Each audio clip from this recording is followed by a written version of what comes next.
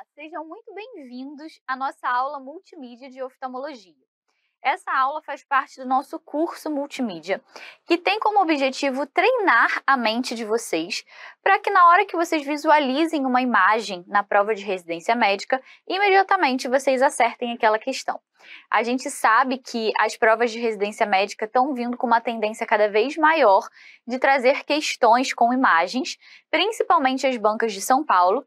Então, o objetivo aqui é justamente treinar vocês para que vocês acertem essas questões na hora da prova e façam uma excelente pontuação.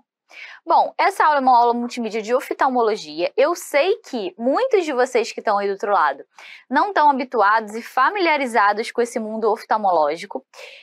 A gente tem muito pouco contato com a oftalmologia durante a nossa formação, né, na formação acadêmica, durante a faculdade. E muitos de vocês não sabem absolutamente nada sobre oftalmo, é muito recorrente eu receber esse feedback de vocês. Mas, professora, eu não sei nada de oftalmologia, isso é um mundo totalmente à parte para mim.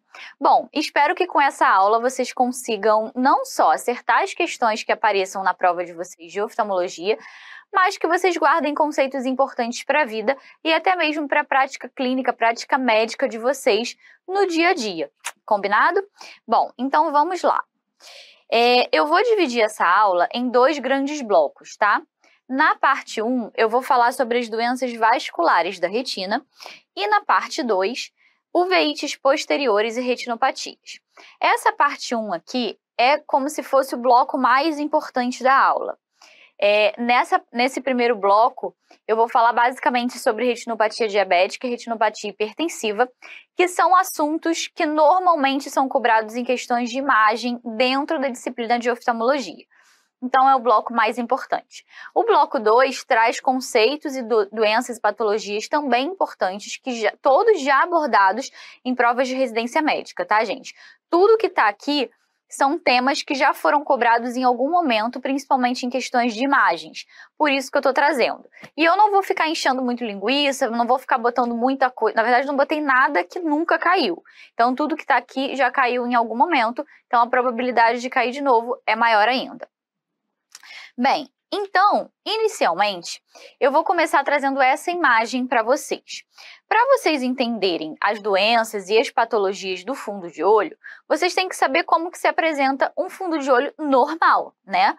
Senão, não faria sentido. Então, a gente tem que entender como que a gente, quando faz o exame lá oftalmológico, a gente avalia e analisa o polo posterior. Então, aqui a gente tem um fundo de olho de um paciente, um fundo de olho normal. Aqui a gente tem o nervo óptico. A gente tem aqui a mácula, que é o centro da nossa visão. Isso é uma foto do polo posterior. Esse exame é uma retinografia que mostra uma imagem do polo posterior. Então, aqui a mácula é o centro da nossa visão, é a parte mais fina e importante da nossa visão, né? Bom, ela é mais escurinha, né? Ela parece mais escurinha aqui. A gente tem o nervo óptico e a partir do nervo óptico saem várias ramificações, tá? Aqui é uma imagem, aqui é um desenho, né? Mostrando sob uma outra perspectiva. Na retina, a gente tem 9 camadas. Isso aqui é mais um plus, um a mais para vocês saberem, tá? Mas isso daqui vocês não precisam decorar. Eu só queria que vocês entendessem que a retina neurosensorial ela é composta por 9 camadas, que são essas aqui. Mas para a prova de residência, você não precisa ficar decorando isso, tá? Com relação à vascularização da retina, ela recebe 2 sistemas de irrigação, que são derivados da artéria oftálmica, que é o primeiro ramo da carótida interna. Um desses sistemas é formado pela artéria e pela veia central da retina, e o outro pela córeo capilar. E aí, aqui nessa imagem, eu quero que vocês vejam que a artéria central da retina, ela emerge do globo ocular, tá? Através, na verdade, da cabeça do nervo óptico, e ela se ramifica por dicotomização. E isso vai constituir uma circulação terminal sem anastomoses adjacentes nessa região, tá? A artéria, ela é dividida em ramo superior e ramo inferior, e eles se bifurcam em ramos nasais e temporais que vão formar essas arcadas aqui, tá? Então, vou tirar todos esses desenhos, esses rabiscos, só para que vocês conseguirem ver. Então, aqui, nervo óptico, mácula. Aqui a gente tem a retina, né, toda limpinha, a retina no polo posterior, e as arcadas superior e inferior, tá bom? Então, essa imagem é só para que vocês se familiarizem com um nervo óptico, com um fundo de olho normal. Como que ele se apresenta? Então, qualquer imagem que seja diferente disso, opa, não é o normal que eu estava acostumado a ver. Então, tem alguma coisa diferente. E aí eu vou mostrando para vocês, ao longo dessa aula, quais são as alterações mais comuns que a gente pode encontrar no fundo de olho. Essa outra imagem aqui, ó, que eu botei para vocês, a gente vê aqui, ó, o nervo óptico, a artéria e veia central da retina passando aqui dentro. Então, elas vão sair da cabeça do nervo óptico e vão se bifurcar no polo posterior, que na verdade é essa imagem aqui. A gente tem a retina, né? Aqui. A gente tem atrás da retina a coroide e, por último, a esclera. Isso aqui é só uma pincelada básica na anatomia para que vocês, a partir de agora, consigam entender melhor como são as apresentações no fundo de olho das patologias. Combinado? Então, memorizem aqui essa imagem de um fundo de olho normal. Eita, que a minha letra ficou muito feia. De um fundo de olho normal, tá? Então, vamos lá para o próximo slide.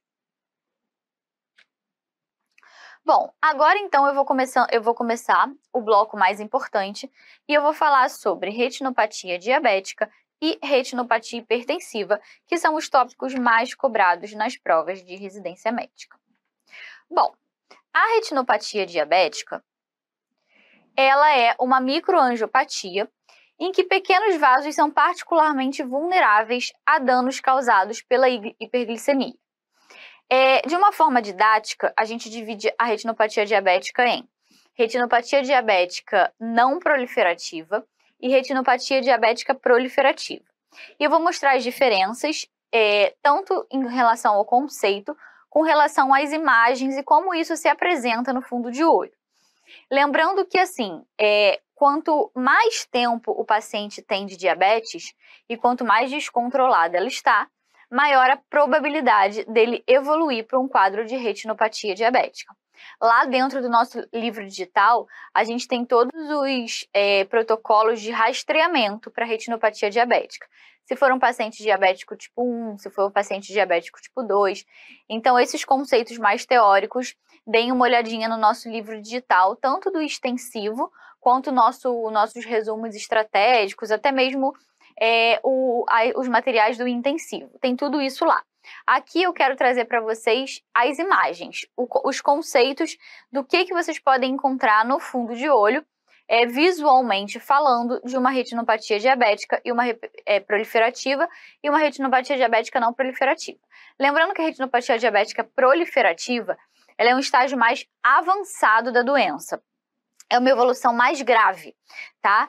E ela se apresenta, o diferencial dela é que ela se apresenta com o surgimento de neovasos retinianos.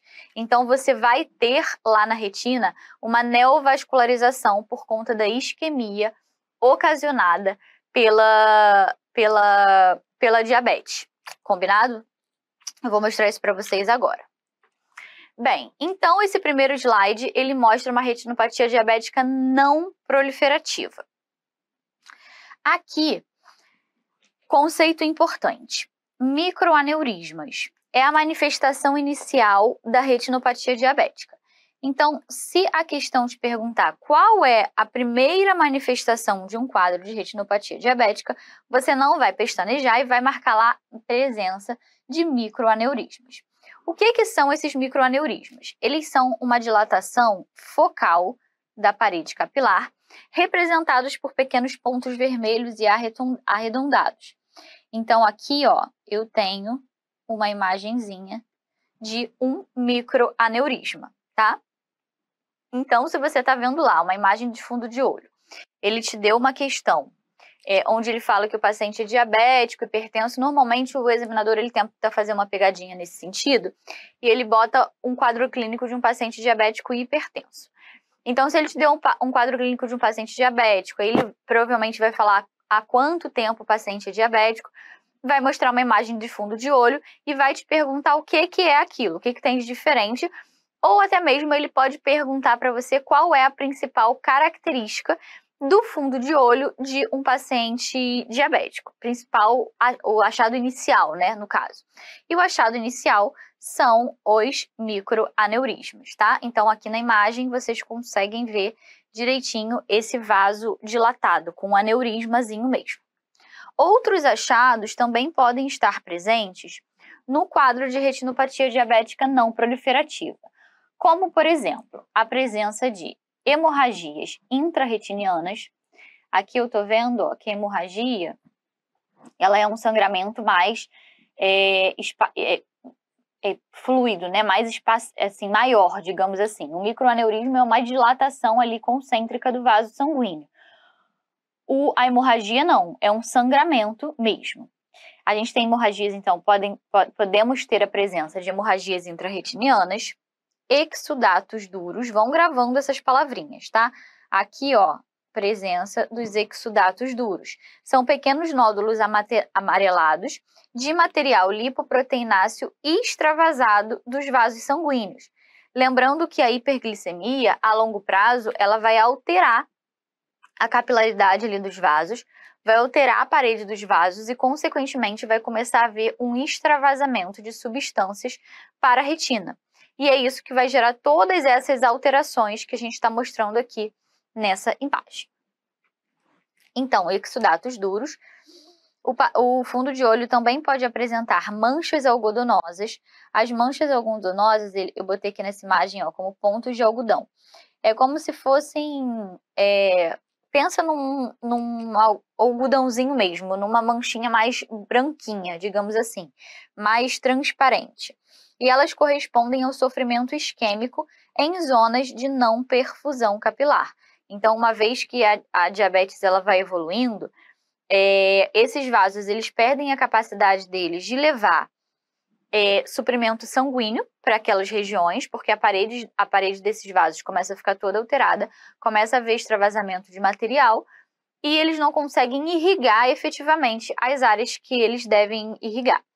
E aí essa não perfusão vai levar a uma isquemia dessa região e essa isquemia vai se manifestar como essas manchas algodonosas. Bom, além disso, o paciente pode apresentar edema macular, tá? Então, lembra que eu mostrei lá naquela primeira imagem? Eu tinha mostrado para vocês a mácula, que é o centro da nossa visão, que é essa região mais escurinha. Dentro da mácula, a gente tem uma área chamada fóvea, e ela se apresenta de uma forma mais escura ao fundo de olho. E o edema macular é o acúmulo o extravasamento de líquido vai fazer com que acumule edema ali entre as camadas da retina. Esse edema macular é a principal causa de baixa visual nos pacientes diabéticos. Lembra que eu falei para vocês que a mácula é a região fina que eu queria dizer, mas deixa eu fazer com que vocês entendam. É a região mais importante. São as células mais importantes as células mais importantes para que a gente consiga enxergar, localizam-se nessa região. Não é fina de que a camada é fina, é a região mais importante, digamos assim, como se ela estivesse no ápice ali da cadeia alimentar. Então, qualquer alteração que acometa a região macular pode levar a uma baixa acuidade visual significativa. Então, o edema de mácula é uma das principais causas de baixa visual nos pacientes diabéticos e ele pode acontecer em qualquer estágio da diabetes, tá? Isso é importante dizer. Não é só na retinopatia diabética proliferativa, que é o estágio mais avançado. A gente também pode ter o edema macular em casos de retinopatia diabética não proliferativa, tá bem? Bom, então deixa eu voltar aqui para os slides.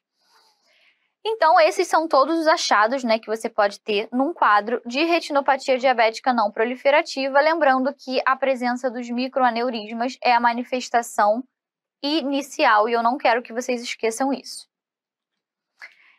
Aqui eu tenho já um quadro de retinopatia diabética não proliferativa também, mas um estágio mais avançado, tá? Aqui, ó, vocês podem ver várias hemorragias intrarretinianas. Aqui as manchinhas, ó, algodonosas. Vocês estão vendo que tem hemorragia em todo o polo posterior. É assim que se apresenta um quadro de paciente diabético mais avançado. E aqui, ó, vários exudatos duros permeando a região macular. Lembra que eu falei, ó, aqui a mácula, o centro da nossa visão. Nossa, eu vou rabiscando e vai ficando tudo horroroso, né? Mas vocês nem conseguem dar conta. Então, a mácula, centro da nossa visão, e vários pontinhos amarelados ao redor, que são os exudatos duros ocasionados pelo acúmulo de material ali lipoproteináceo. Então, se essa imagem aparecer na prova de vocês, vocês já sabem que se trata de um quadro de retinopatia diabética, tá? Vários pontos hemorrágicos no fundo de olho, ó, vários pontos hemorrágicos. Então, memorizem isso. Aqui a gente já tem um quadro de retinopatia diabética proliferativa, tá? Ela é uma forma mais avançada da doença e usualmente cursando com baixa acuidade visual acentuada. E qual é o diferencial da retinopatia diabética proliferativa? Vocês estão vendo aqui no fundo de olho que o paciente também tem vários pontinhos hemorrágicos, né? Tem vários microaneurismas, mas vocês estão vendo esses tufos aqui? Lembra lá daquela primeira imagem que o nervo óptico não tinha nada disso, né? O nervo óptico, ele tem a imagem dele redondinho e sai arcada temporal superior, arcada temporal inferior. Aqui nessa imagem vocês estão vendo tufos de neovasos. Essa neovascularização, ela é ocasionada por um quadro de isquemia retiniana crônica.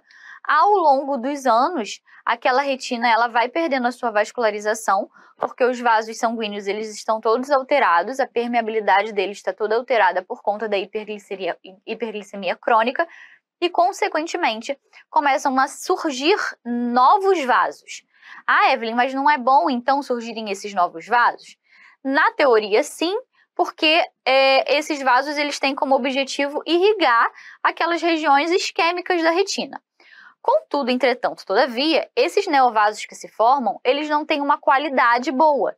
Então, eles se formam de forma totalmente desordenada e, além disso, a permeabilidade deles também não é boa. Então, essa neovascularização ela vai gerando várias outras alterações na retina. Pode gerar hemorragias retinianas graves, descolamento de retina, áreas de fibrose importante. Então, assim, isso aqui não é bom. É um quadro já de uma retinopatia diabética super avançada.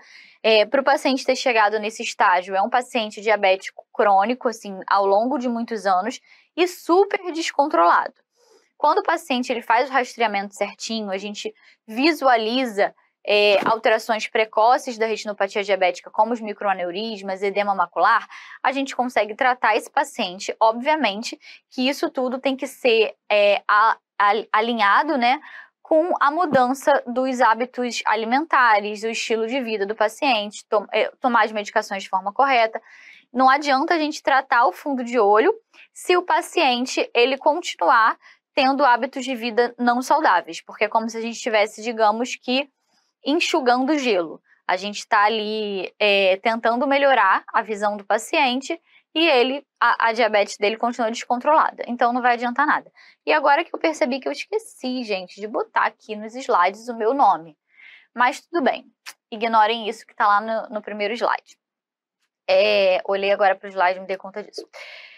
Bom, então a gente tem que essa retinopatia diabética proliferativa, ela pode evoluir com complicações graves, como, por exemplo, hemorragia vítrea, que é quando ocorre a rotura desses neovasos, descolamento de retina. O descolamento de retina ele pode ser um descolamento tracional ou regmatogênico. Não vou entrar em detalhes disso, porque não é tão importante agora, aqui dentro dessa aula, mas eu quero que vocês tenham, né, essa noção do fundo de olho. Normalmente, quando é cobrado em prova, o examinador ele cobra uma imagem de um fundo de olho de uma retinopatia diabética não proliferativa. E aí ele bota ali os exudatos, as hemorragias, os microaneurismas e pede para o candidato falar qual é o diagnóstico ou então qual é aquele achado que você está vendo, tá? Bom, Então, agora eu vou botar uma questão para vocês. A USP, ela é mestre em botar questão de imagem. Normalmente, quando cai uma questão de imagem de oftalmologia, é de questões de São Paulo, principalmente da UF mesmo, tá? Então, aqui a gente tem uma questão da USP 2017. Nessa questão, ele fala: mulher de 52 anos, diabética há 5 anos, diabética controlada, com metformina, glicazida e dieta. Foi uma consulta no oftalmologista e o fundo de olho está mostrado a seguir. Eu sei que essa imagem está bem ruinzinha, mas eu trouxe essa questão aqui para vocês justamente para abordar conceitos que eu falei até agora. É possível observar no fundo de olho a papiledema e neovascularização, papila com limites nítidos e mácula sem vasos, hemorragia retiniana e exudato algodonoso, exudato duro e cruzamento AV patológico. Eu sei que alguns desses conceitos que estão nessas alternativas eu ainda não falei para vocês, mas outros eu já mostrei. Então, o que a gente tem aqui nessa imagem? Um fundo de olho normal, né, gente? A gente tem aqui o disco óptico. A imagem eu sei que não está tão nítida, né, mas eu vou falando para vocês. Disco óptico, mácula, arcada temporal superior e inferior, e a gente não vê nada de diferente, correto? Papiledema e neovascularização. Neovascularização eu já mostrei para vocês. É isso aqui, ó. Vários tufos de neovasos que se formam desordenadamente no polo posterior. A gente tem isso nessa imagem? Não tem. Papiledema. O papiledema, eu vou mostrar daqui a pouco para vocês, é quando o nervo óptico ele perde a nitidez das suas bordas. E ele pode ser encontrado em algumas patologias, como, por exemplo, crises hipertensivas, hipertensão intracraniana, pseudotumor cerebral, enfim, alguns quadros. Não é o caso, né? Aqui a gente está vendo bem direitinho. A gente está vendo a borda ali do nervo óptico bem definida. Vou trazer lá, vou voltar lá naquele primeiro. Esse aqui. Aqui, ó. Lembra? Aqui, a borda toda bem definida, tá? Então, não é.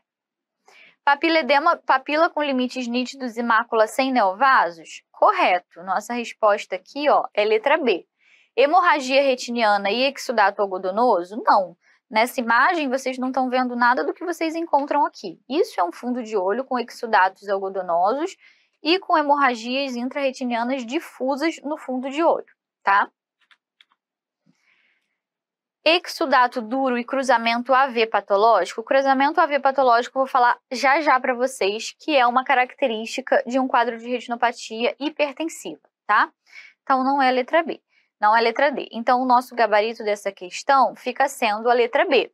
Não é uma questão, assim, com nível de dificuldade elevado, né? É uma questão relativamente fácil, mas para que você acertasse, você tinha que ter ideia de como se apresenta um fundo de olho normal. Bom, aqui uma questão da Unifesp, é uma questão mais teórica, mas que traz conceitos que a gente acabou de falar. Em paciente com baixa de acuidade visual, que no exame de fundo de olho apresenta exudatos duros, palavrinha, exudatos duros, manchas algodonosas difusas e hemorragias pontiformes intrarretinianas, deve-se investigar. Gente, depois dessa aula, né, não tem como vocês errarem essa questão. Diabetes, óbvio, que foram todos os conceitos que eu passei agora para vocês dos achados encontrados no fundo de olho. Então, isso daqui, depois dessa aula, vocês iam gabaritar, tá? Ah, e se cai uma questão perguntando, ele dá uma imagem do fundo de olho e pergunta qual é o diagnóstico e a primeira manifestação oftalmológica encontrada nesses pacientes. Se for uma retinopatia diabética, lembrar que a primeira manifestação oftalmológica encontrada são os microaneurismas. São as manifestações aneurismas. É a manifestação mais precoce. É a manifestação mais precoce, tá bom? Bom, então agora vamos passar para a segunda doença vascular, a segunda patologia que eu queria mostrar as características do fundo de olho para vocês, que é a retinopatia hipertensiva, tá? Bom, os olhos, eles representam um órgão-alvo da hipertensão, podendo desenvolver o que a gente chama de retinopatia hipertensiva, um espectro de alterações vasculares que ocorrem em pacientes com hipertensão sistêmica crônica e que podem acometer nervo óptico, retina e coroide. E a retinopatia hipertensiva, ela pode ser dividida fisiopatologicamente em algumas fases, tá? Não é necessário que vocês decorem essas fases. Mas, por que eu estou trazendo esse conceito aqui para vocês?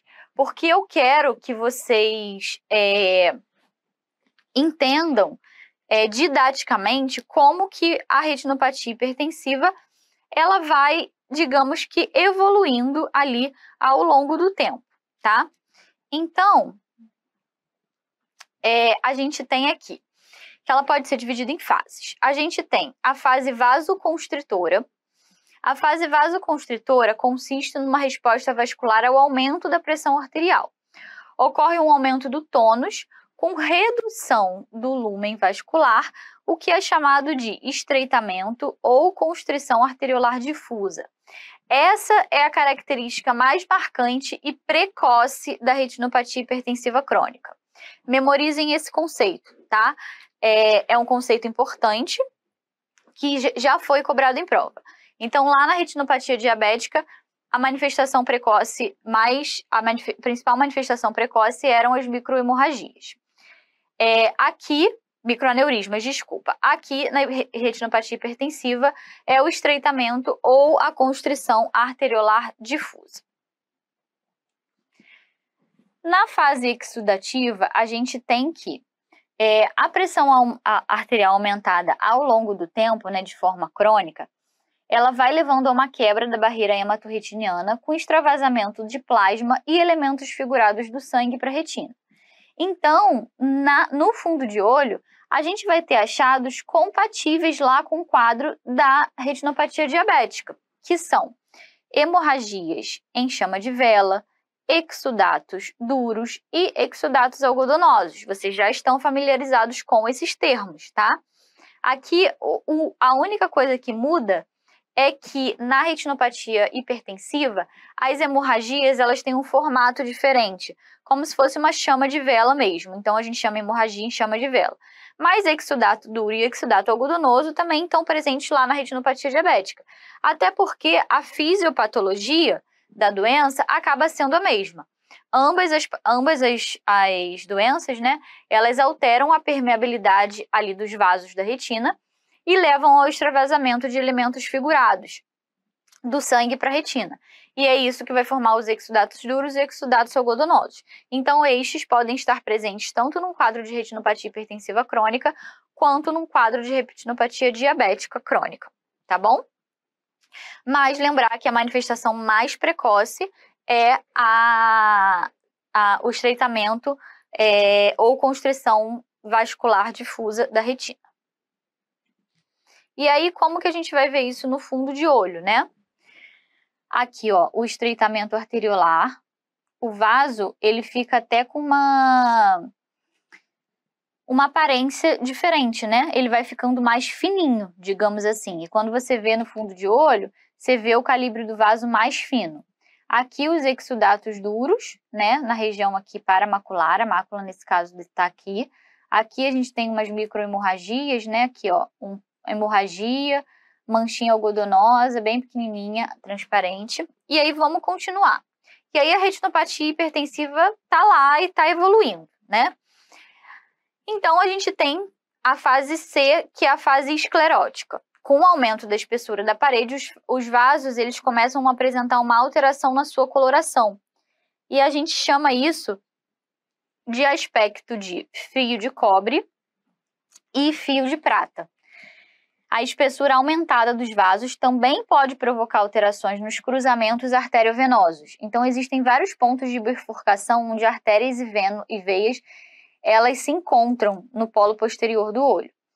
E se ocorrerem alterações nesses pontos de bifurcação, pode acontecer com o que a gente chama de cruzamento arteriovenoso patológico. Lembra que isso estava numa questão que eu botei agora há pouco?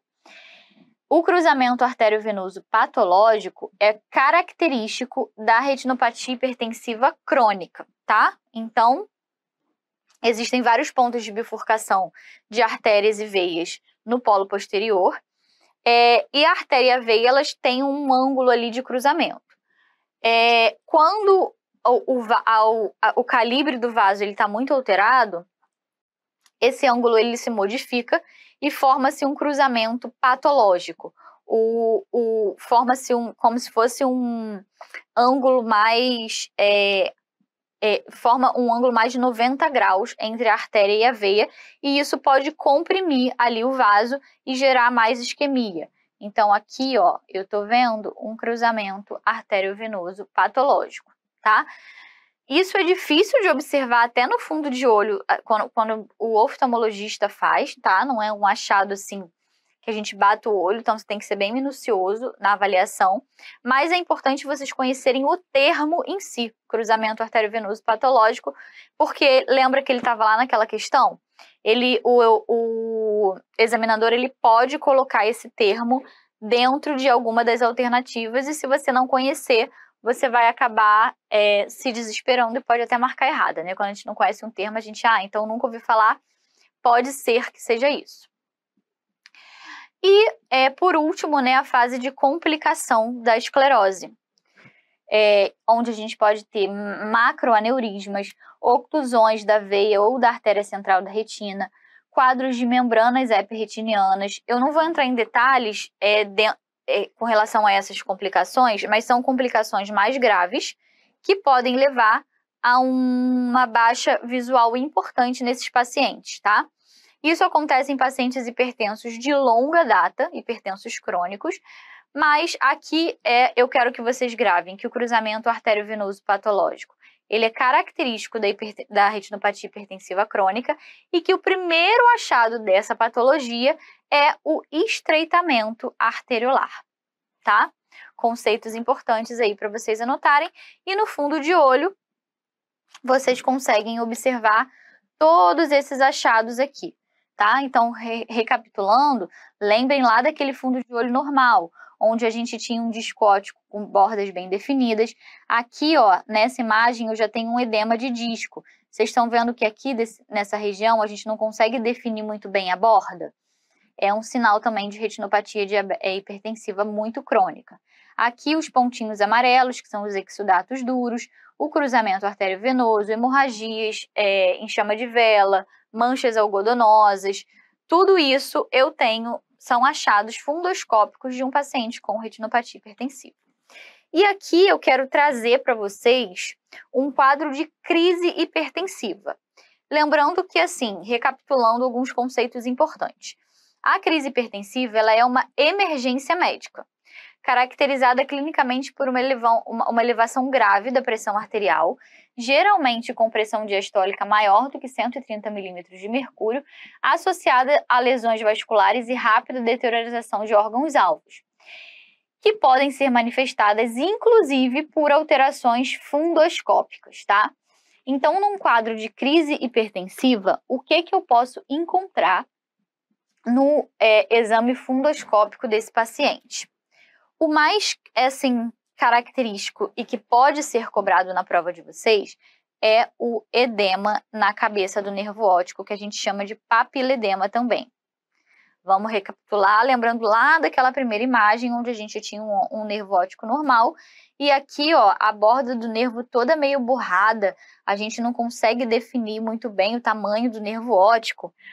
A gente consegue ver também nessa imagem a mácula, que é o centro da nossa visão, com uma região bem amarelada em volta, ou seja, vários exudatos ali permeando a região da mácula. O calibre dos vasos está diferente, os vasos estão muito mais tortuosos. Você consegue ver áreas brancas aqui, né? Áreas de isquemia, de manchas algodonosas. Então, assim, é um fundo de olho bem alterado e característico de um quadro de crise hipertensiva. E o mais importante aqui, eu quero que vocês lembrem do papiledema, tá? Bom, porque ele é a marca registrada da crise hipertensiva, resultando da isquemia aguda ou do aumento da pressão intracraniana, como, por exemplo, dentro de um quadro de encefalopatia hipertensiva.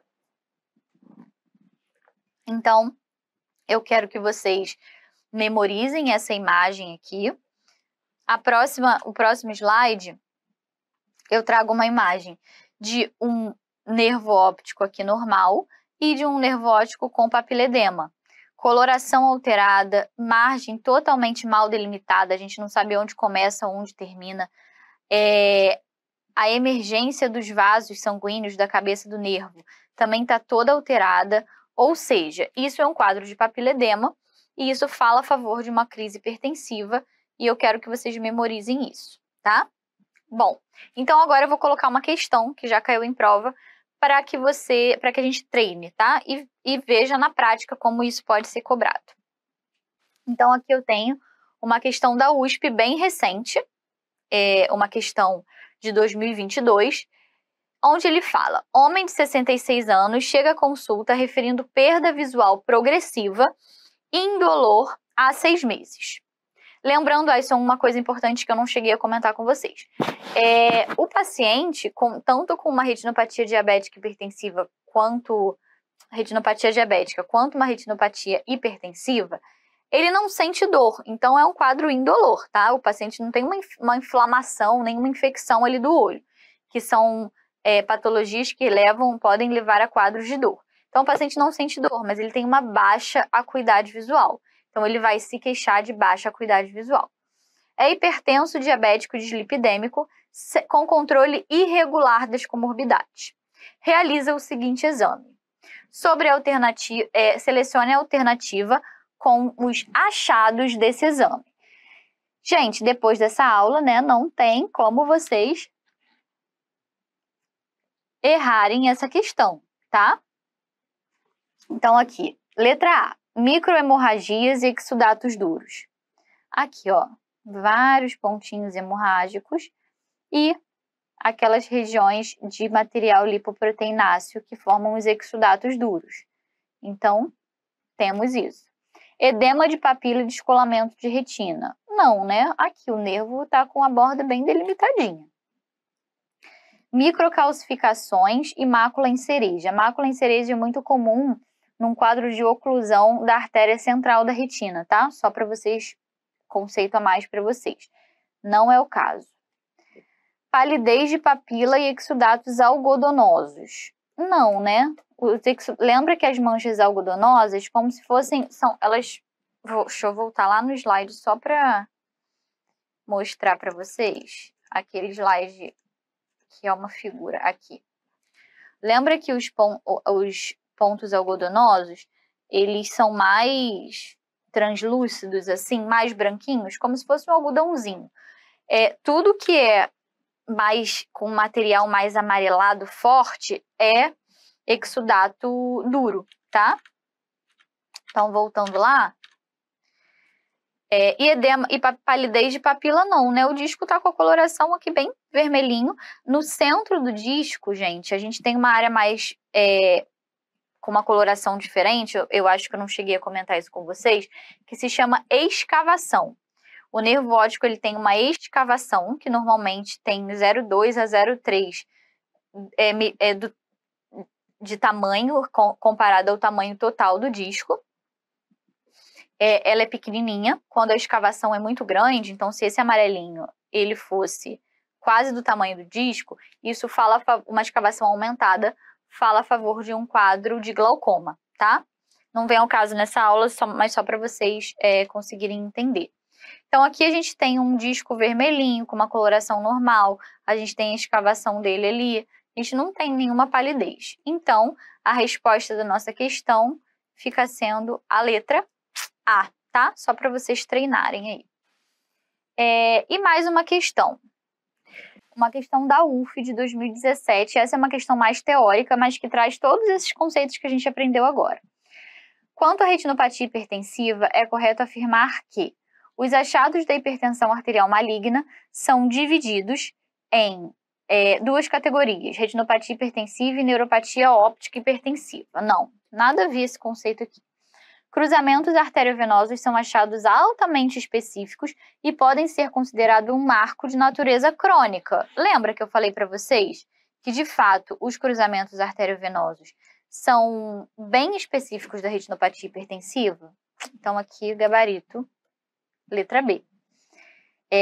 Seu diagnóstico se baseia em achados clínicos associados ao exame de angiografia. Não, esse exame de angiografia é um exame com contraste. A gente não precisa dele para dar o diagnóstico de retinopatia hipertensiva. A de natureza crônica resulta com frequência em perda visual significativa. Na verdade, a perda visual no paciente com retinopatia hipertensiva, ela só ocorre em fases muito avançadas da doença, tá? Quando surgem complicações, como, por exemplo, oclusão da artéria central ou oclusão da veia central da retina. Então, não é comum um paciente com retinopatia hipertensiva ter uma baixa acuidade visual. Isso é muito mais comum no paciente com retinopatia diabética, dada a presença do edema macular, tá? Então, a letra D também está errada. E a retinopatia hipertensiva não guarda correspondência com perdas significativas do campo visual. Errado. Quanto mais avançada a doença, mais graves são as alterações retinianas e, consequentemente, a gente pode ter, sim, uma alteração de campo visual, tá? Então, a nossa resposta, o nosso gabarito dessa questão é a letra B. Não era uma questão de imagem, mas eu quis trazer para vocês porque traz conceitos que a gente acabou de mostrar e numa próxima prova pode vir uma imagem, por exemplo, de um cruzamento arteriovenoso patológico e perguntar qual é aquele achado ou até mesmo ele falar que é um cruzamento e perguntar a qual patologia aquele achado se refere e você vai marcar lá retinopatia hipertensiva crônica, tá bom? Bem, tem mais uma questãozinha aqui para vocês. Essa é uma questão da PUC, é uma questão bem antiga, tá? 2011. Um paciente com este exame fundoscópico apresenta como principal dado clínico, aí você tem ali várias opções. O que a gente vê aqui nesse fundo de olho?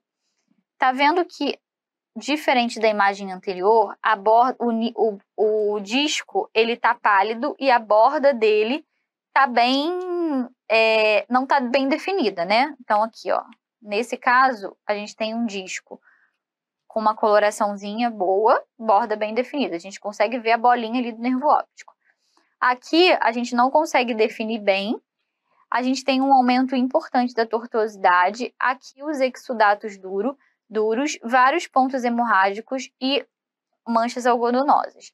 Então, aqui a gente tem lembra, papiledema, além dos vários outros achados.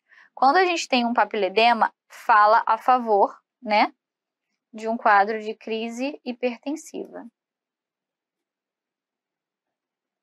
Então, qual é o principal dado clínico que pode estar relacionado com esse fundo de olho? Uma pressão arterial extremamente elevada. Então, gabarito letra D, tá?